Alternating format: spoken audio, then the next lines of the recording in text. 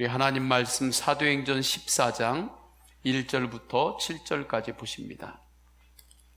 이에 이고니온에서 두 사도가 함께 유대인의 회당에 들어가 말하니 유대와 헬라의 허다한 무리가 믿더라.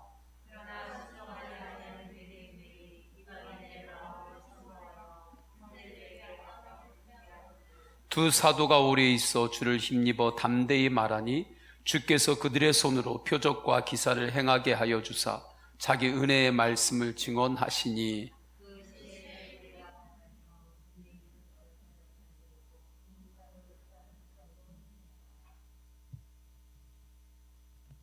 이방인과 유대인과 그 관리들이 두 사도를 모욕하며 돌로 치려고 달려드니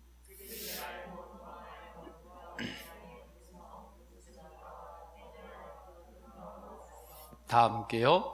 거기서 복음을 전하니라. 아멘. 할렐루야.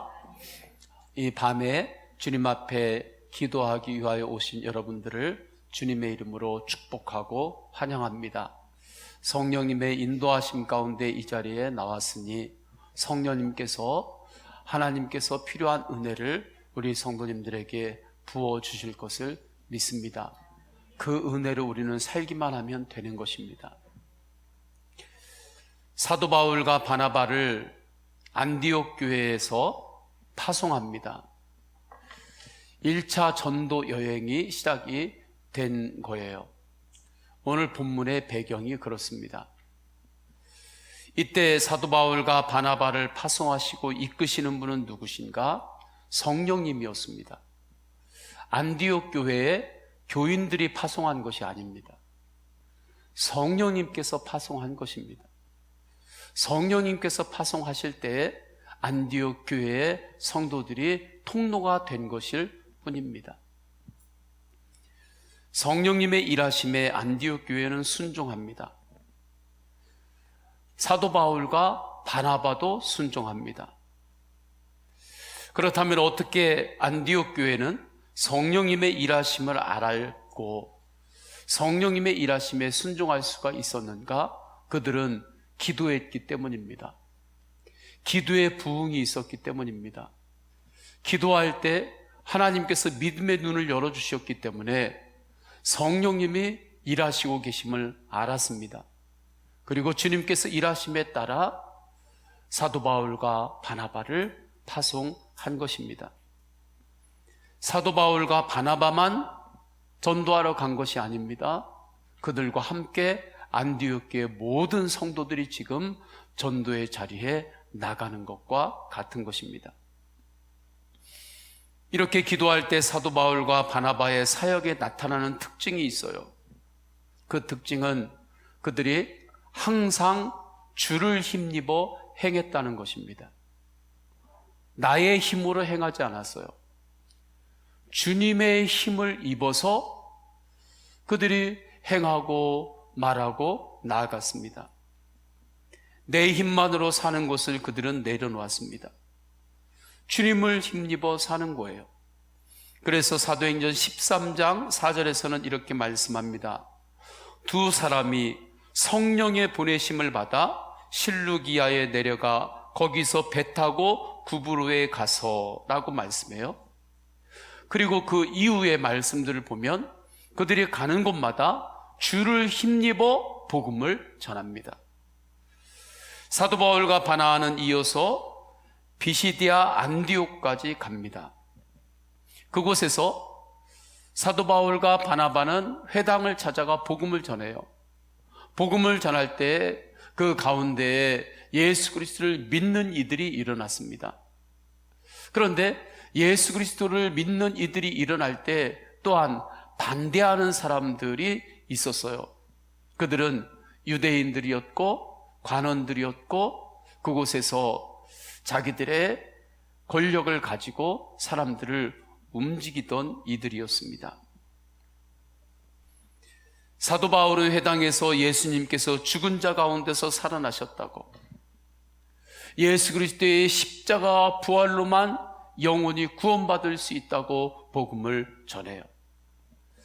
그 반응에 대한 말씀이 사도행전 13장 37절에서 39절까지 말씀입니다.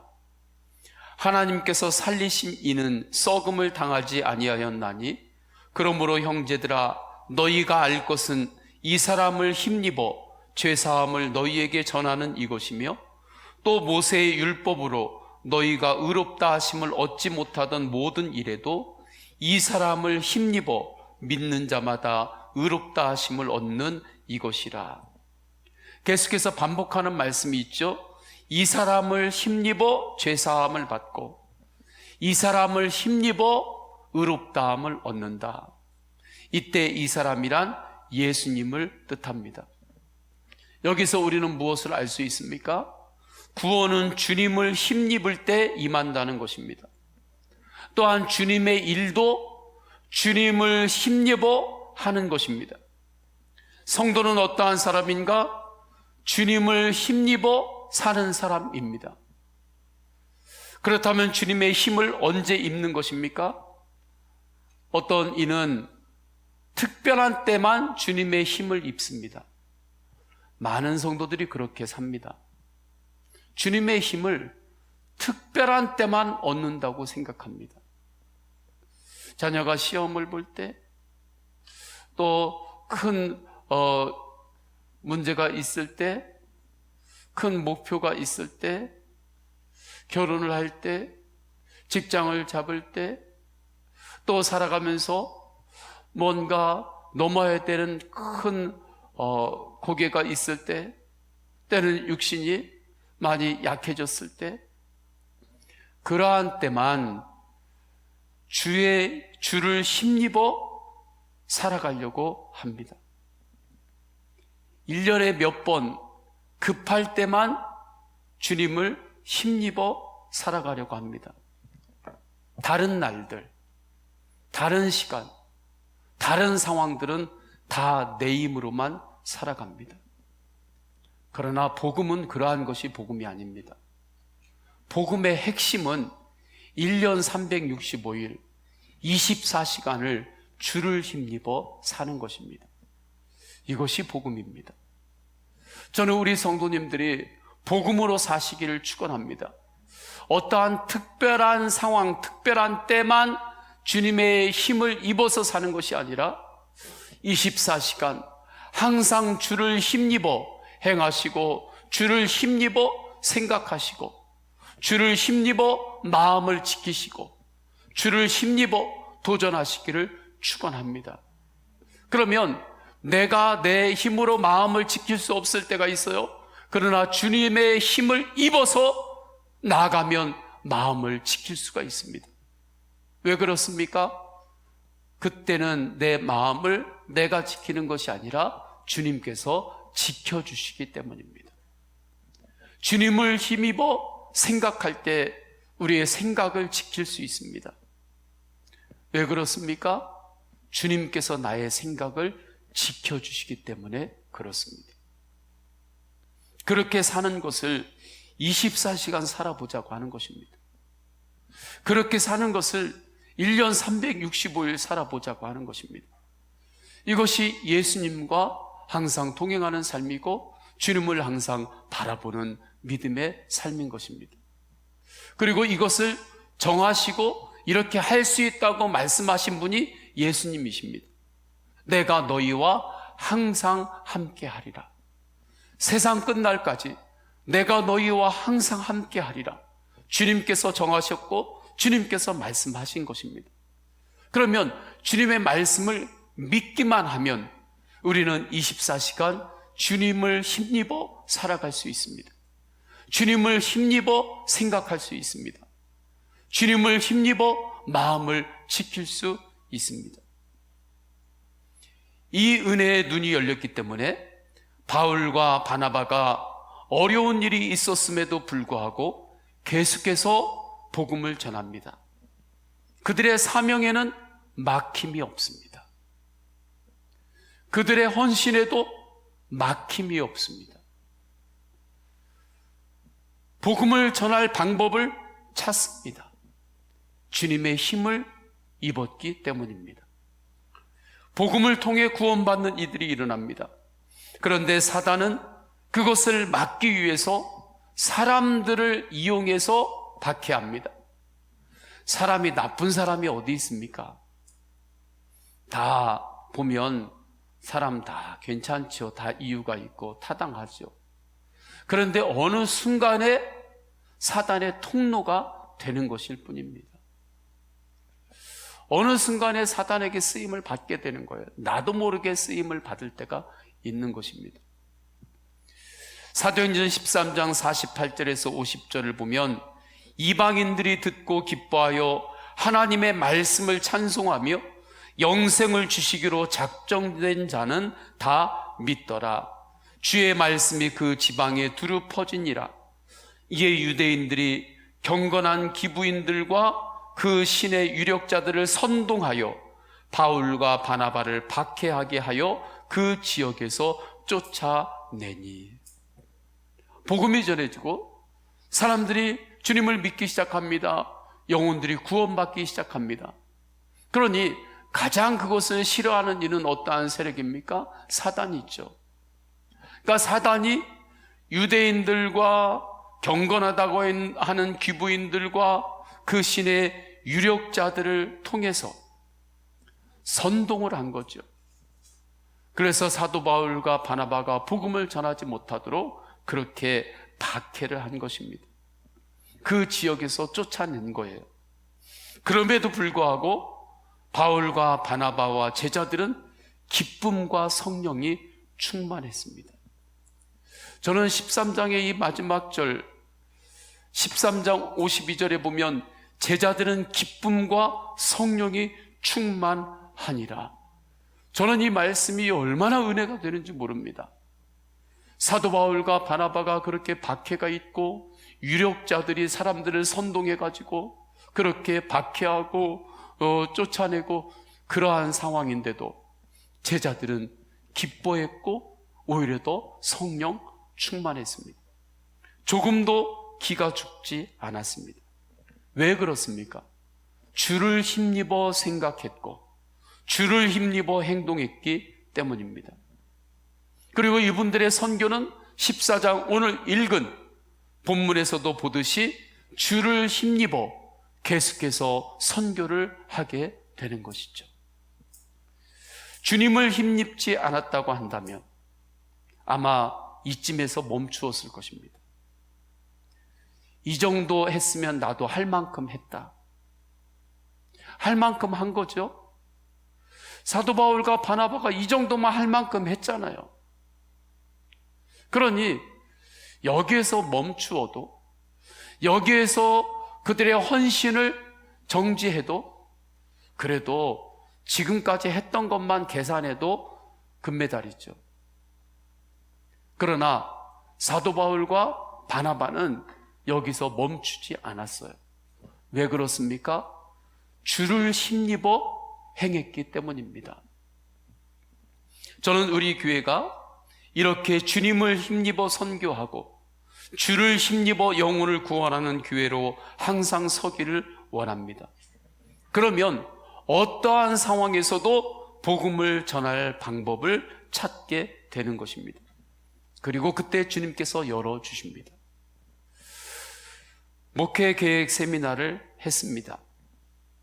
목회계획 세미나를 하면서 포스트 코로나 시대에 주님께서 열어주시는 선교의 방향을 구했습니다.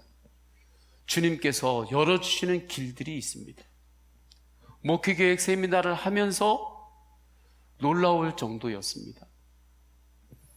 주님께서는 더욱더 성령으로 기도의 연합을 이끄시고 계시고 또 우리 교회에 주신 예수사람, 예수가정, 예수가문, 예수한국, 예수열방의 비전을 가지고 나아갈 때 그 비전을 향해 아주 점프할 수 있는 길들을 주님께서 열어주시고 이끌고 계심을 보았습니다. 그 중에 하나가 가정입니다. 예수 가정과 예수 가문의 비전을 어떻게 구체화해야 할지를 보여주셨습니다. 저는 우리 교회에 하나님께서 주신 예수 비전의 영적 DNA가 이제는 가정과 가문의 그 DNA가 이 시기 되어야 할 때라고 생각합니다. 예수님의 사람으로 살아가는 가정의 비전을 세우고, 각 가정에서도 표어도 세우고, 가정과 가문 안에서 하나님을 예배하고, 가족들끼리 선교하고, 빛 가운데서 교제를 행하며 살아가는 것입니다. 예수님의 사람을 세우는 교회가 이제 가정에서는 예수님의 사람으로 살아가는 가정으로서의 비전을 주님께서 보여주시고 이끄시는 것이었습니다. 아직 온 가족이 가정에서 예배를 드릴 수 없는 상황도 괜찮습니다. 혼자라도 먼저 시작하면 됩니다. 둘이 할 수 있는 가정은 두 사람이 먼저 시작하면 됩니다. 그리고 온 가족이 몇 달 만에 1년에 한 번, 두 번 모이면 또 그때 또 하면 되는 거죠. 다른 때는 또 혼자 하나님 앞에 이 비전으로 나아가고, 그리고 우리가 온라인으로 하는 것도 훈련을 많이 했으니까 이제 멀리 떨어져 있는 자녀들하고도 이제 우리가 충분히 온라인으로도 함께 주님을 예배할 수 있는 그 훈련을 우리는 코로나를 맞이하면서 그 훈련을 우리가 받았어요. 가정과 가문이 하나님 앞에서 선교를 하는 것입니다. 구제를 하는 것입니다. 그리고 빛 가운데서의 교제를 나누는 것입니다. 물론 가정에서의 모든 것이 교제일 수 있습니다. 그러나 특별한 시간과 특별한 날을 정하여서 자신의 삶을 나누는 교제에 도전하는 것입니다.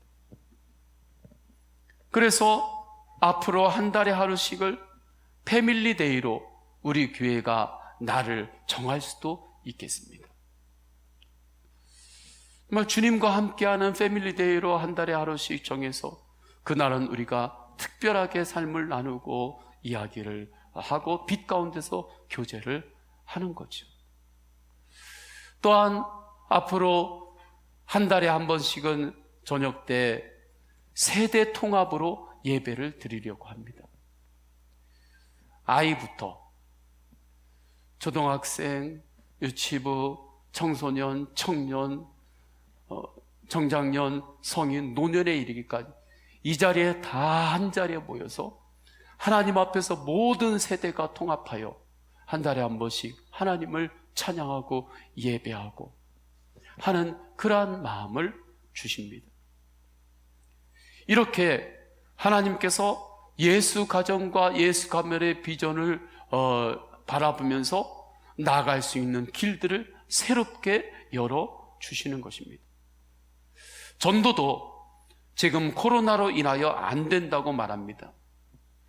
어떻게 전도하냐고 말합니다.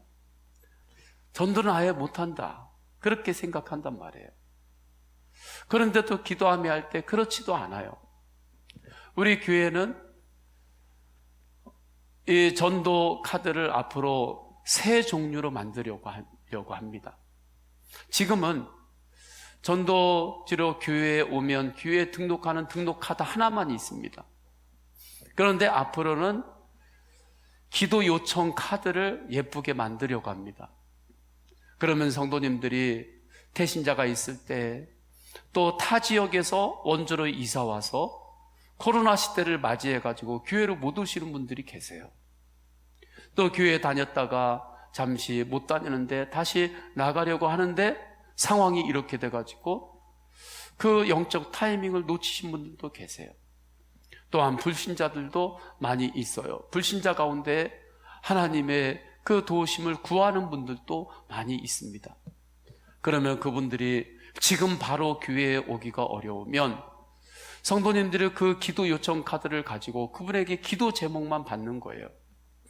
자녀를 키울 때 기도 제목이 다 있지 않냐고, 사업할 때 기도 제목이 다 있지 않냐고, 그래도 당신을 위해서 기도하여 주는 사람이 한 사람 있어야 되지 않겠냐고. 이곳에 기도 제목을 적으면 교회에서 목사님이 새벽에 그 기도 카드 가지고 기도하고 또 개인 기도할 때 기도를 해줄 거라고. 그래서 그 기도 카드를 받아오는 거죠. 그래서 우리 교회에 내면 그러면 정말 그 기도로 카드로 기도하기 시작하는 거예요. 그분을 위해서. 아직 그분이 우리 교회에 등록하고 나오시지는 못하지만. 그리고 두 번째로는 예비서원교회 성도 카드를 만들려고 합니다. 아직 코로나로 교회에 대해서 불편함이 많아서 아직 오시지 못하는 분들은 그럼 예비서원교회 교인으로 등록카드를 우리가 전도하면서 받을 수 있죠. 그러면 그분은 교회에 나오지 않아도 제가 신방을 갈 겁니다. 목회자들이 그때부터 신방도 가고, 또 1:1 양육을 할 수 있으면 1:1 양육도 하고, 그때부터 하나님 말씀 영상을 우리가 지금은 잘 준비하고 있으니까 우리가 모든 말씀을 다 영상으로 지금 준비하고 있거든요. 그러니까 그 영상을 또 말씀을 보내주기도 하고, 그리고 세 번째가 지금하고 똑같이 하는 이제 전도 등록 카드가 되는 거죠. 그래서 바로 지금 교회로 오실 수 있는 분은 우리가 전도해서 바로 지금처럼 전도해서 교회 와서 예배드리고 하면 되고, 그러나 이것이 조금 코로나 이 시대 여러 가지 상황 때문에 어려운 사람들은 그 두 가지, 기도 요청이라든지 예비서원교회 등록카드라든지, 이렇게 우리 잠재적인 서원교회 성도를 우리가 생각하며 복음을 전하고 전도하면 어느 정도 백신도 나오고 좀 이렇게 가라앉고 종식이 되는 그때 정도가 되면 우리가 최소한 기도카드 대상자는 300명 정도 된다고 하면 예비서원교회 성도는 한 200명 정도 우리가 전도를 해서 그 카드를 받고 그분들을 우리가 계속해서 또 복음으로 관계를 맺고 있다가 이제 어느 정도 정리가 되면 그때는 최소한 예비서원교회 200명 중에 100명은 그때 우리 교회에 바로 함께 나와서 우리가 예배할 수 있게 되는 거죠. 그러니까 전도의 길은 있는 거예요. 이렇게 전도를 하고 복음을 전해야지 그냥 코로나 상황이라고 그냥 가만히 우리도 있다가 내년 봄이나 코로나가 정지하면 그때부터 전도를 시작해야지, 그것은 아닌 거죠. 하나님께서 방법을 주시고 길을 열어주시는 거예요. 그러면 어떻게 보면 이것으로 인해서 코로나가 종식이 되더라도 우리는 또 이 세 가지 방법으로 계속해서 전도할 수가 있는 거예요. 그러면 우리가 복음을 전할 수 있는 길은 더 확장되는 것입니다. 어떠한 상황에서도 길은 있습니다. 할렐루야. 어떠한 상황에서도 방법은 있어요. 근본적으로 주를 힘입어 행하기만 하면 되는 것입니다. 이것은 우리가 복음을 전하고 선교하는 것, 이 영역에만 적용되는 것이 아닙니다. 우리 성도들의 삶의 어떠한 삶의 현장에서도 동일하게 적용이 되는 것입니다. 주를 힘입어, 주님만을 힘입어 행하기만 하면 어떠한 상황 가운데서도 성도에게는 길이 있습니다. 할렐루야. 방법이 있어요.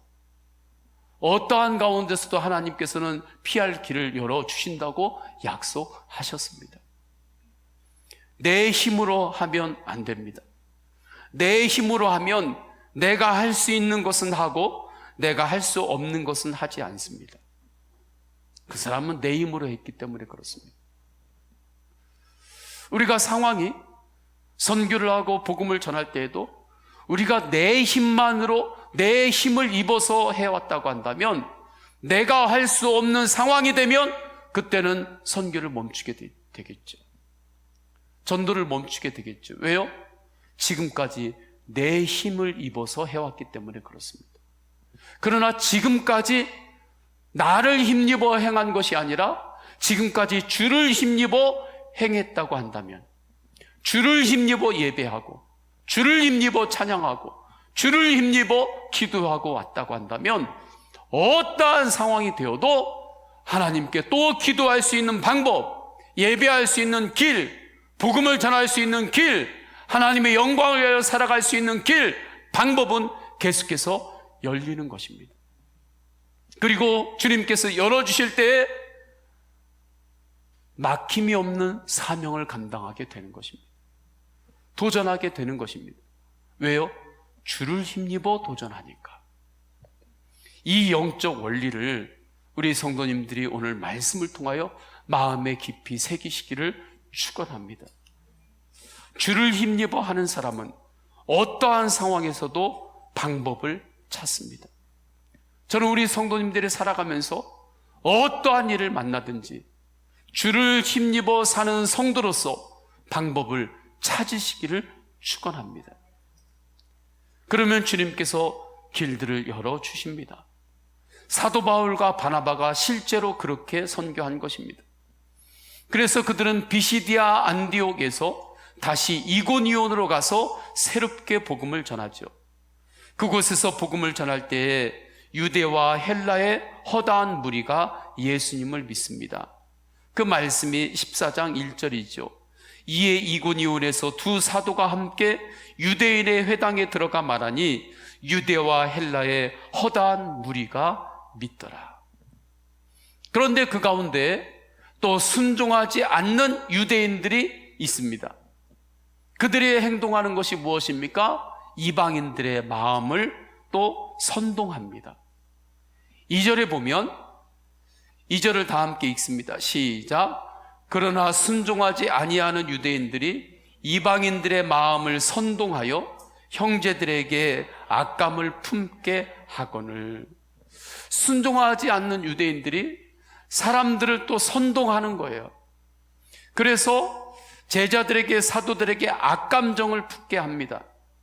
사람들을 선동하여 하나님의 백성, 교회를 향해 악감을 품게 하는 세력들이 있는 거예요.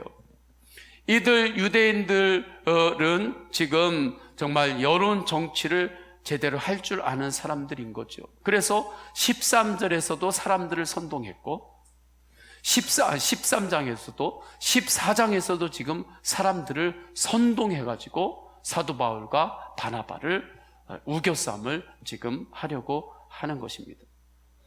그러나 사도 바울과 바나바는 이러한 상황에서도 주님을 힘입어 행동합니다. 그때 주님께서 역사하십니다. 주님의 위엄과 권능을 주님께서 드러내십니다. 3절이죠. 두 사도가 오래 있어 주를 힘입어 담대히 말하니 주께서 손으로 표적과 기사를 행하게 하여 주사 자기의 은혜의 말씀을 증언하시니. 두 사도가 오래 있어 주를 힘입어 담대히 말했다. 주님을 힘입어 입을 연 것입니다. 그러니까 사도 바울과 바나바가 계속해서 복음을 전할 수 있었던 것입니다. 그때 이방인과 유대인과 그 관리들은 그들의 율법에 의지해서 사도 바울과 바나바를 모욕합니다. 돌로 치려고 달려듭니다. 5절입니다. 우리 5절을 다 함께 읽습니다. 시작. 이방인과 유대인과 그 관리들의 두 사도를 모욕하며 돌로 치려고 달려드니. 이방인과 유대인과 그 관리들이 사도 바울과 바나바를 모욕하고 돌로 치려고 달려들어요. 이때 돌로 치려고 달려들었던 그 행동의 이론이 되는 것이 뭐냐면 율법이에요. 이들의 율법에는 이렇게 돌을 가지고 던지는 게 법이었거든요. 그러니까 그 법대로 지금 이제 돌을 들고 치려고 달려든다라고 생각을 한 것입니다. 그러나 그러한 가운데서도 사도 바울과 바나바는 주를 힘입어 행했기 때문에 그러한 가운데서도 또 길을 찾습니다. 복음을 전합니다. 7절을 우리 다 함께 읽겠습니다. 시작. 거기서 복음을 전하니라. 이때 시제는 완료가 아닙니다. 계속해서 복음을 전하고 있다는 시제입니다. 이 원문을 보게 되면 저는 우리 성도님들이 언제나 주님을 힘입어 행하시기를 축원합니다. 그때 하나님께서 어떠한 상황이든지 하나님께서 열어주시는 길이 있습니다. 우리 성도님들의 가정 안에 어떤 문제가 있습니까? 개인의 인생 가운데 어떤 문제가 있습니까? 또 일터 가운데 벽이 놓여 있는 것 같은 그러한 순간을 만날 때가 있습니까? 때로는 영적으로 정말 이것은 크게 영적 전쟁을 해야 될 그러한 상황을 만날 때가 있습니까? 주를 힘입어 나아가는 성도는 그 가운데 하나님께서 항상 살 길을 인도하십니다. 승리의 길을 인도하십니다. 지혜의 길을 인도하십니다. 부흥의 길을 인도하십니다. 그분이 우리의 주님이십니다. 그분이 하나님이십니다. 이렇게 주님을 힘입어 행동하는 사람의 특징은 도전합니다. 어떠한 상황에서도 방법을 찾습니다. 그리고 그 방법대로 행하는 것도 내 힘으로 하지 않습니다. 뭔가 새로운 방법을 찾았을 때 그때가 위험한 때입니다. 누구도 생각하지 못한 아이디어를 내가 가졌을 때, 누구도 보지 못한 것을 내가 보았을 때, 그때가 조심해야 하는 것입니다. 그것을 주님께서 깨닫게 해주셨다 할지라도 누구도 생각하지 못하는 아이디어, 새로운 것, 그것을 보았다 할지라도 그때 내 힘으로 행하려고 그렇게 또 달려들면 거기에서 또 넘어지는 것입니다. 끝까지 주를 힘입어 행하는 것입니다. 이것을 가리켜서 성경은 겸손이라고 하는 거예요. 그래서 섰다 하면 넘어진다고, 항상 주님 앞에서 깨어 있으라고 말하는 것입니다. 주를 힘입어 하지 않는 것을 성경은 교만이라고 하는 거예요. 점검해 보십시오. 나는 교만한 자인가? 나는 겸손한 자인가? 가정에서 나는 교만한 자인가? 나는 겸손한 자인가? 내 힘만을 힘입어서 가정을 이끌겠다 그러면 다른 데서는 겸손할 수 있지만 그 사람은 가정에서는 교만한 사람입니다. 다른 곳에서는 주를 힘입어 내가 하겠습니다 하는데 선교에서는 내 힘만으로 이 선교회를 끌어가겠다 그러면 그 안에서는 교만한 것입니다. 교회에서는 주를 힘입어 행하겠습니다. 주님의 일이니 주를 힘입어 행하겠습니다. 그러나 사업에서는, 세상적인 일에서는 내 힘으로 살겠습니다. 그러면 주님의 일을 할 때, 교회 일을 할 때는 겸손한 것 같지만 세상 안에서 살아갈 때는 그 사람은 또 교만한 길을 걷는 것입니다. 이것이 잘 분별이 되기를 주님의 이름으로 축원합니다. 이것이 잘 분별이 될 때 나는 겸손한 자인가 교만한 자인가 주님 앞에 점검을 할 때 사람이 100% 겸손한 사람, 100% 교만한 사람은 아니거든요. 어느 부분에서는 겸손하고 어느 부분에서는 교만한단 말이에요. 어느 부분에서는 주님을 힘입고 내가 살고 어느 부분에서는 내 힘만으로 살고 이러한 영역들이 다 나눠진단 말이지. 성령 충만은 무엇인가? 성령의 이끄심을 따라가는 것은 무엇인가? 이 모든 것들이 하나로 통합이 되기 시작하면서 모든 것 가운데 주님을 힘입어 행하기 시작하는 것입니다. 그 믿음의 눈이 열리기 시작하는 거예요.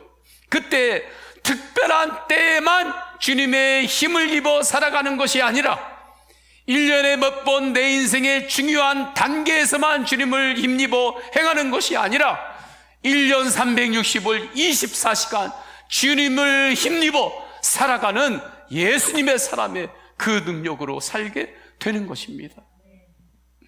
우리는 이 은혜가 이미 우리 안에 임했어요. 성령님으로 임한 것입니다. 그래서 이미 이 은혜로 임재하신 예수 그리스도를 끊임없이 깨어 바라보기만 하면 우리는 이 은혜로 행할 수가 있는 거예요. 그때 주님께서 역사하십니다. 주님께서 하늘문을 여시고 정말 하나님께서 부어주시는 부흥이 임합니다. 저는 이 시대에 우리 한국교회도 그렇고 우리의 모든 영역에 이 여러 가지들을 뚫고 하나님이 일으키시는 그 부흥 가운데 들어가는 길은 이 믿음의 눈을 열고 나아갈 때 하나님께서 부흥을 부어 주십니다. 여러 가지의 아이디어들이 있지만 다 백약이 무효입니다. 이 믿음의 눈이 열리지 않으면 다 백약이 무효인 거예요. 그러나 아무리 부족하고 연약한 것 같아도 이 믿음의 눈을 열고 주를 힘입어 행하겠습니다. 주님을 힘입어 나아갈 때 주님께서 하십니다.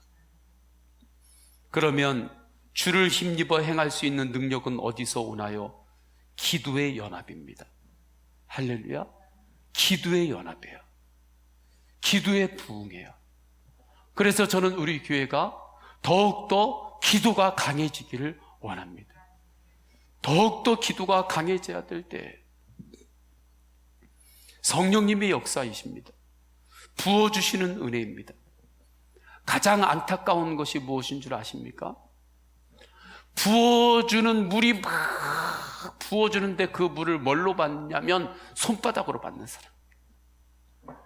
아니, 부어주는 사람은 막 정말 땀 뻘뻘 흘리면서 막 그렇게 부어주는데 그 물을 받는데 그릇도 하나도 준비 않고 그냥 가지고 손바닥 이렇게 대가지고 그 물 받고 있는 거예요. 나중에 뭐 고이는 게 있어야죠. 물이 부어질 때는 좀 손이 시원할 뿐, 그래도 받는 거라도 좀 정성을 들여가지고 이렇게 받으면 그래도 한 모금이라도 되죠. 손가락 다 열어놓고 이러고 받겠다고 이러면 그게 되냐고요. 강단에서 말씀이 계속해서 선포가 됩니다. 말씀이 계속해서 선포가 되고 하나님의 말씀이 임합니다. 하나님의 은혜가 임해요. 그때 하나님이 주시는 말씀을 받는데 그냥 손으로만 이렇게 받으면 정말 그거 안타까운 거죠. 그릇을 준비해야 되는 거예요. 그런데 그 그릇은 누가 준비하는 것입니까? 내가 준비하는 거예요. 은혜는 하나님께서 부어주시는 것입니다. 그러나 그릇은 내가 준비하는 거예요. 믿음의 그릇, 소망의 그릇, 감사의 그릇은 내가 준비하는 거예요. 교회가 수많은 교회가 있지만 교회마다 하나님은 다 은혜를 부어주세요. 할렐루야. 주님이 주인이신데 어느 교회만 따로 부어주시는 게 아니에요. 모든 교회에 주님께서는 동일한 은혜를 부어주십니다. 그런데 문제는 그 은혜를 받을 그릇은 교회가 준비해야 하는 거예요. 믿음의 그릇, 소망의 그릇, 교회가 준비해야 하는 것입니다. 이 밤에도 우리가 기도하고 말씀으로 주님 앞에 기도할 때 주님께서는 성령의 큰 은혜를 부어주십니다. 믿음의 그릇을 넓히세요. 할렐루야. 소망의 그릇을 넓히세요. 할렐루야. 감사의 그릇을 넓히세요. 헌신의 그릇도 한번 넓혀보세요. 항상 헌신의 그릇도 간장 종지만은 이거 이렇게 가지고 이만큼 헌신했다 말았다 헌신했다 말았다 이러지 말고 하나님 앞에 헌신하는 것도 그 헌신의 그릇도 한번 넓혀보세요. 이 밤에 성령님께서 역사하십니다. 주님 앞에서 믿음의 그릇을 준비했으니 주님께서 부으실 때 주님, 내가 주를 힘입어 행하겠습니다. 그렇게 기도하세요. 그리고 주님 앞에 또 그렇게 갈망하세요. 주님, 내가 주를 힘입어 행할 수 있는 은혜를 부어주소서. 우리의 자녀들이 주를 힘입어 저들이 살아갈 수 있는, 살아가는 그러한 은혜가 저들에게 임하게 하소서. 이 기도 제목 하나 붙잡고 주님 앞에 간절히 기도하겠습니다. 우리 다 함께 찬양하십니다. 찬양하실 때 나의 힘이신 여호와여 고백하며 찬양하십니다.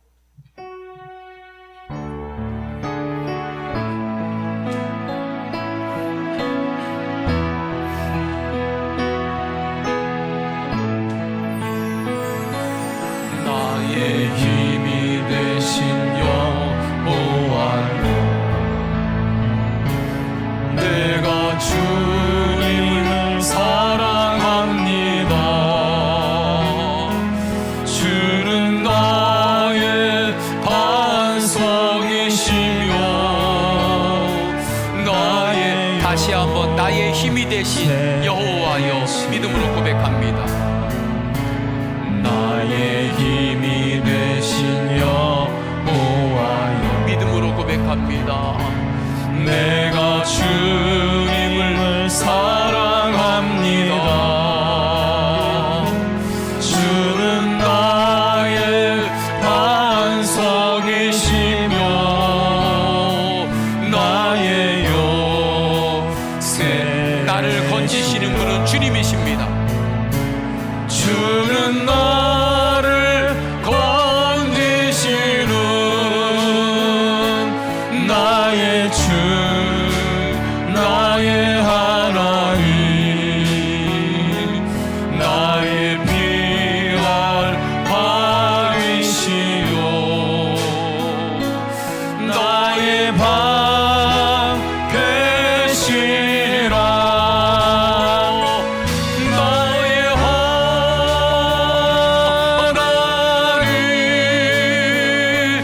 나의 하나님, 구원의 뿌리시요, 나의 산성이라. 나의 생명이신 여호와여, 나의 생명이신 여호와여, 내가 주님을 찬양합니다. 내가 주님을 찬양합니다. 주는 나의 사랑이시며 나의 나를 의지하지 않고 오직 주님만을 의지합니다. 주는 너를 이끄시오, 주의 길 인도하시며 나의 생의 목자 되시니 내가 믿음으로 전심으로 고백합니다. 나의 하나님, 나의 오직 하나님을 힘입어 행하겠습니다. 나의 하나님, 나의 하나님, 생명의 멸류관으로 내게 우리 전심으로 고백합니다. 나의 하나님, 나의 하나님, 나의 하나님, 나의 하나님, 그는 나의 여호와, 나의 구세주. 우리 다 함께 기도하십니다. 기도하실 때 오늘 말씀으로 기도합니다. 오직 주님만을 힘입어 행하게 하소서. 주님을 힘입어 마음을 지키고 주님을 힘입어 생각을 지키며 오직 주님을 힘입어 응답받게 하여 주옵소서. 내 힘을 힘입어서 살아가는 삶을 이제는 마침표를 찍고 오직 주님을 힘입어 행하겠습니다. 주님을 힘입어 복음을 전할 방법을 찾아서 증인의 삶을 살게 하소서. 하나님 아버지 앞에 오늘 주신 말씀 붙들고 주여 세 번 간절히 부르짖고 동성으로 기도하십니다. 주여, 주여, 주여.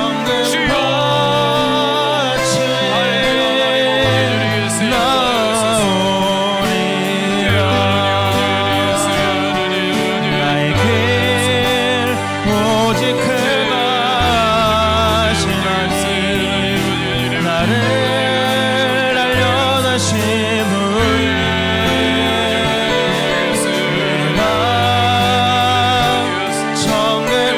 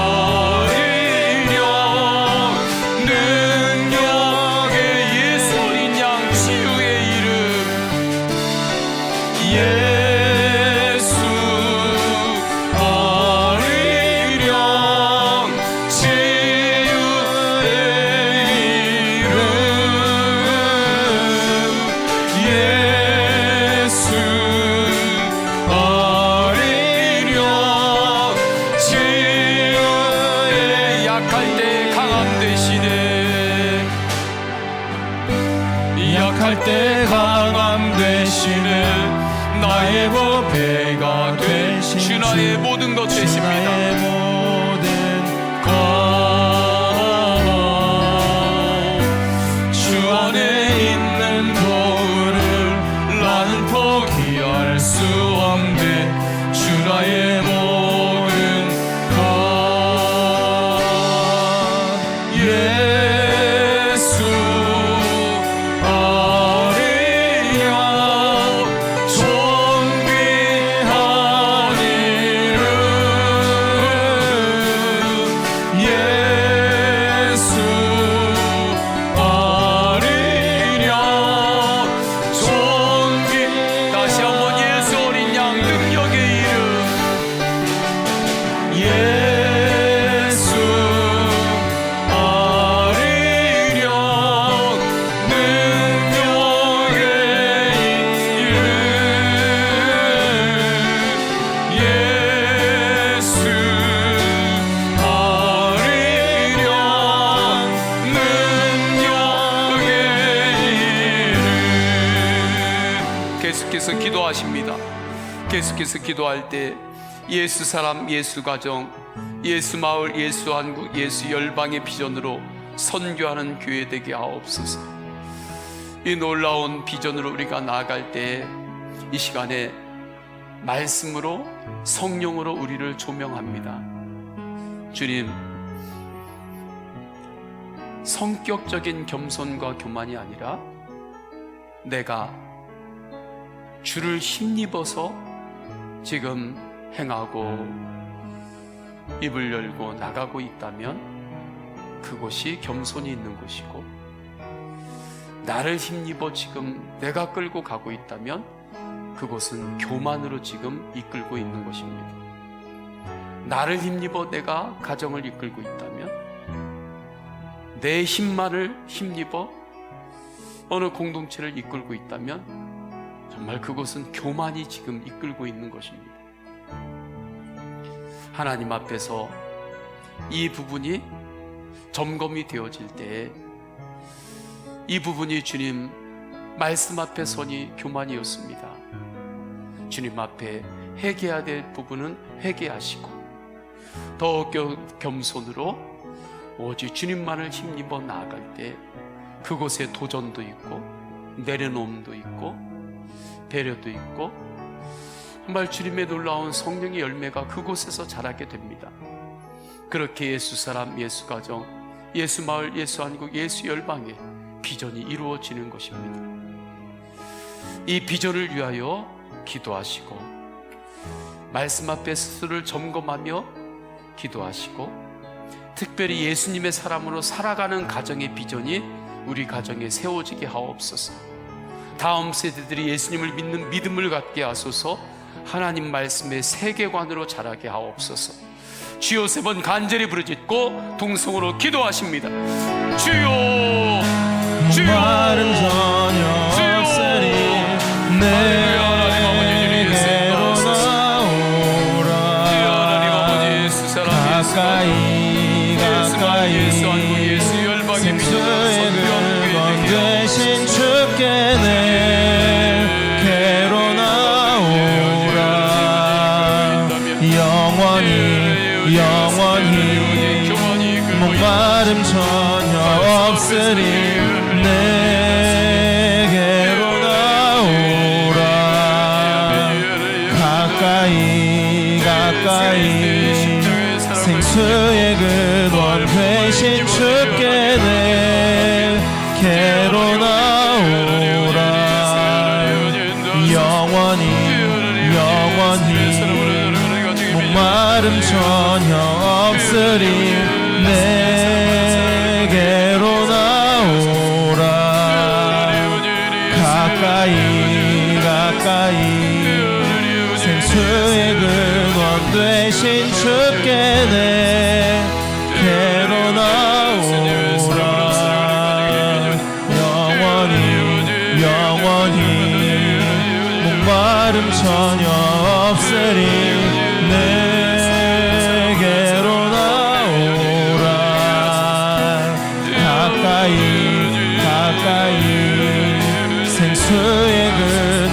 되신 주께 내게로 나오라. 영원히 목마름 전혀 없으리. 내게로 나오라. 가까이 생수의 근원 되신 주께 내게로 나오라. 영원히 목마름 전혀 없으리.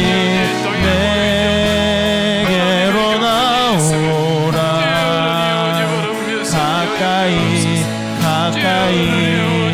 생명의 근원 되신 주께 모든 시선을 주님께 드리고 살아계신 하나님을 느낄 때 내 삶은 주의 나사가 되고 하나님이 일하기 시작하네. 모든 시선을 주님께 드리고 전능하신 하나님을 느낄 때 세상은 주의 나라가 되고 하나님이 일하기 시작하네. 모든 시선을 주님께 드리고 살아계신 하나님을 느낄 때 내 삶은 주의 역사가 되고 하나님이 일하기 시작하네. 모든 시선을 주님께 드리고 모든 시선을 주님께 드리고 살아계신 하나님을 느낄 때 내 삶은 주의 역사가 되고 하나님이 일하기 성령이 나를 변화시켜 모든 두려움 사라질 때 성령이 나를 변화시켜 모든 두려움 사라질 때 주의 일을 보겠네.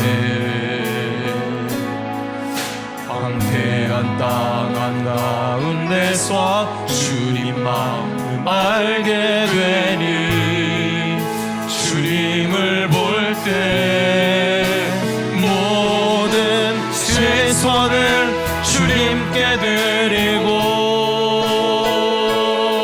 전능하신 하나님을 느낄 때 세상은 주의 나라가 되고 하나님이 다시 한번 믿음으로 고백합니다. 모든 시선을 주님께 드립니다. 모든 시선을 주님께 드리고